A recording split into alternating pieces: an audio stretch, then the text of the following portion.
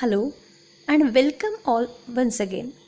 Here I am Manasi Danu back with next part of On Saying Please. We are talking about the polite conductor. We learned about his happy and soothing behavior for his passengers. We also learned how with manners we can change the mindsets of people. So let us continue with page number 18, second last paragraph. Now let us begin with page number 18, second paragraph.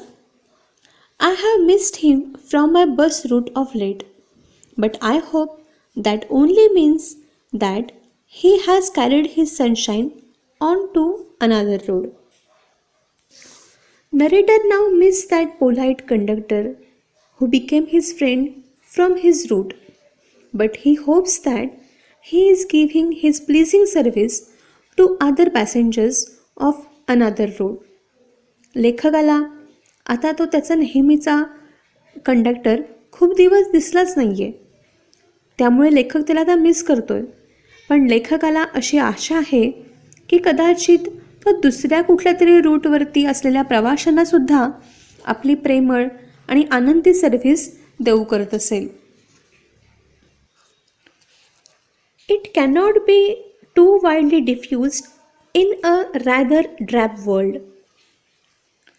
Such sources of happiness cannot be widely spread in this boring and dull world.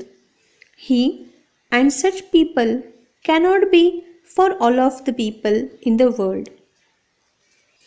Everyone can't get such sunshine and get such sunny, modest, and happy people in this boring and dull world.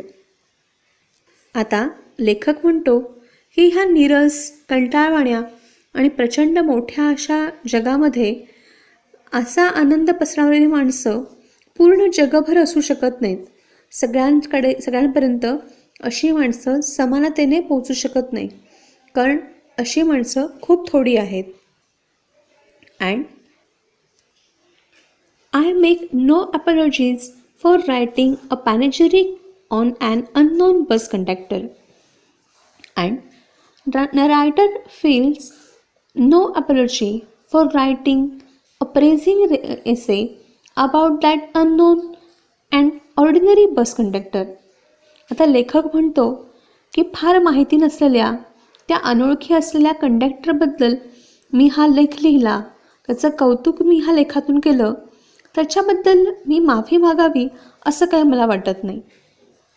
If Wordsworth could gather lessons of wisdom from the poor leech gatherer on the lonely moor, I see no reason why lesser people should not take lessons in conduct from one who shows how a very modest calling may be dignified by good temper and kindly feeling. Narrator further adds that if Wordsworth, the famous poet of literature, English literature, is inspired by the old leech gatherer, but with determination he is working. Narrator that Wordsworth learns from him that how he works very hard and his perseverance, and so here this polite conductor is also praiseworthy and remarkable person for his behavior, and there is no reason why fewer people should not be ready to learn from such humble person. It proves that their humble urge and behavior may be reputable because of their good behavior and kind nature.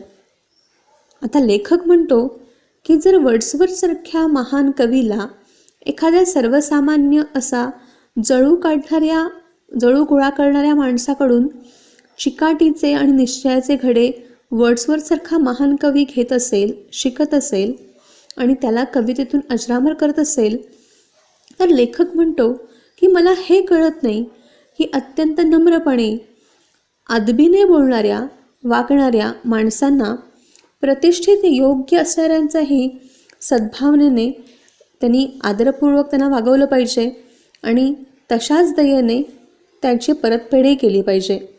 अत्यंत नम्रपणे आणि सद्भावनेने विनम्रतेला प्रतिष्ठा मिळवून देणाऱ्या लोकांकडून फार कमी आणि उद्धटपणे वागणारी आढ्यथाखोर माणसं असा धडा का शिकत नाहीत? चांगली वर्तणूक आपलीशी का करत नाहीत? त्यांच्याकडून सौजन्य का शिकत नाहीत? असा लेखकाला प्रश्न पडतो. It is a matter of general agreement that the world has had a chilling effect upon those little everyday civilities of behavior that sweeten the general air. Now we have started page number 18, last paragraph. Everybody will accept this fact that due to World War, people have changed their behavior because they're facing stress and uncertainty. People have become very rude and selfish because of this situation, and their behavior now lack kindness and affection, which is very normal in past days. In past days, people used to be very kind and affectionate and loving, but because of this World War, people have changed their mentality and also their behavior. They are being very rude and very formal to each other. आता लेखक म्हणतो की युद्धामुळे लोक अधिक चिंतित आहेत. ते पूर्वीचं प्रेम, आपुलकी आणि सभ्यता विसरून जात आहेत. कोरडे आणि आपुलकीरहित वागायला लागलेत. हे तर सगळ्यांनाच पटतंय. We must get those civilities back if we are to make life kindly and tolerable for each other. Narrator suggests to bring back those old days, we must apply civilities and manners. Then only life will become very kind, more kind and sustainable and tolerable for all of us. आता पुन्हा जीवनामध्ये चैतन्य निर्माण करायचं असेल, पुन्हा आपल्याला जगावंसं वाटेल असं जग निर्माण करायचं असेल, तर त्या पुन्हा पूर्वीच्या सभ्यता आणि मानवता, ह्युमॅनिटी आपल्याला अंगी बाणवावी लागेल आणि आपल्याला पुन्हा त्या गोष्टी परत आणाव्या लागतील, त्यांना चैतन्य द्यावं लागेल. We cannot get them back by invoking the law. So it is not only enough to implement the law. We cannot get it back by just implementing law. ह्या गोष्टी फक्त कायदा करून ह्या सभ्यतेचं आणि सौहार्दतेचं वातावरण काही निर्माण होणार नाही. The policeman is a necessary symbol and the law is a necessary institution for a society that is still somewhat lower than the angels. The policeman and law both are very necessary institutions and concepts for our society which is not at all perfect. आता ह्या आदर्शवत नसलेल्या, lower than angels म्हणजे लेस than perfect नसलेल्या, आदर्श नसलेल्या अशा समाजासाठी कायदा आणि पोलीस ह्या दोन्ही गोष्टी गरजेच्याच आहेत. ह्या दोन्ही गोष्टींची आपल्या समाजाला गरज आहेच. But the law can only protect us against material attack. But this law is only helpful for us in case of physical और मटेरियल अटॅक. पण आता हा कायदा तो फक्त भौतिक गोष्टींसाठी, भौतिक बाबींसाठीच फक्त हा कायदा आपलं रक्षण करू शकतो. Nor will the liftman's way of meeting moral effort by physical violence help us to restore the civilities. As we learned earlier about the liftman, whose reaction was that he threw the person who was impolite with him.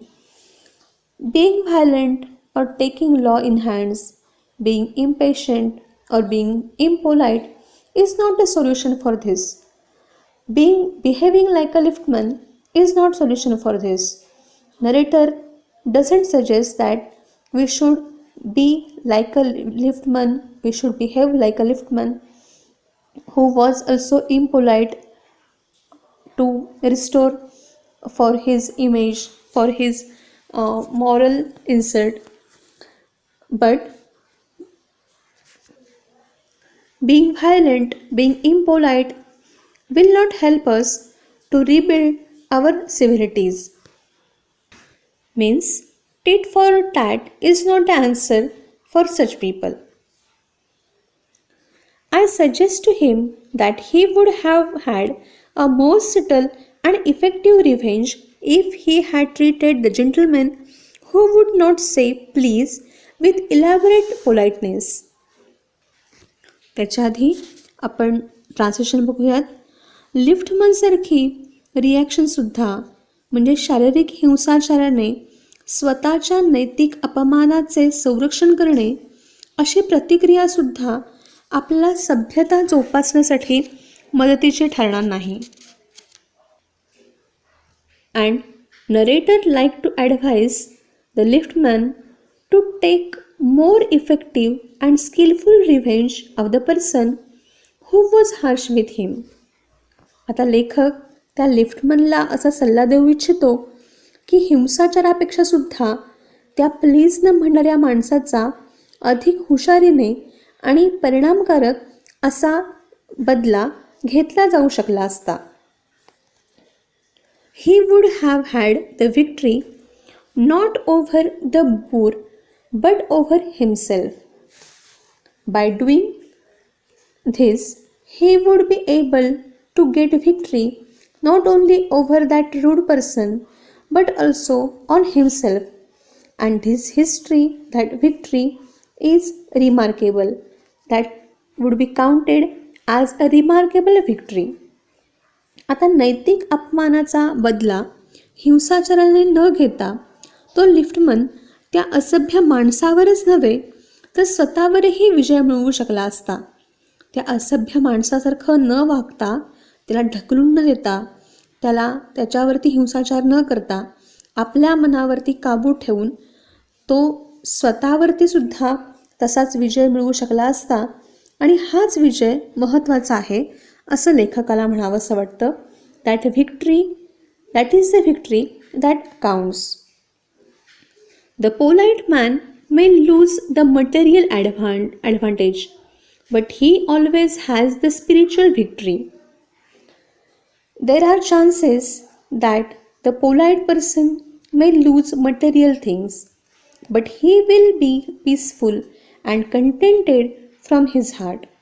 आता असा सभ्य माणूस कदाचित भौतिक बाबी मिळवण्याच्या मध्ये किंवा भौतिक फायदे मिळवण्यामध्ये अपयशी ठरू शकेल, पण त्याला आत्मिक समाधान लाभेलच असं काही सांगता येत नाही. पण त्याला असा माणूस कदाचित भौतिक बाबी मिळवण्यामध्ये, भौतिक फायदे मिळवण्यामध्ये अपयशी ठरू शकेल, पण त्याला खात्रीने आत्मिक समाधान लाभेल. I commend to the liftman a story of Chesterfield. Narrator suggests and praised a story of Chesterfield, the English author. आता लेखक त्या लिफ्टमनला चेस्टरफील्डची एक अतिशय छान गमतीशीर अशी गोष्ट सांगू इच्छितो.